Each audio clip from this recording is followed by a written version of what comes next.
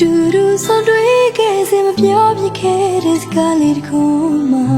ဒီလိုတစ်ဘဝလုံးဝေးဖို့ကိုယ်စားမတွေ့မိခဲ့ပါတစားနဲ့တော့ဝေးခေါ်ကံကြမ္မာကတို့နှစ်ယောက်ကြားမှာအမြဲတမ်းမဲလေးစားရခဲ့တာ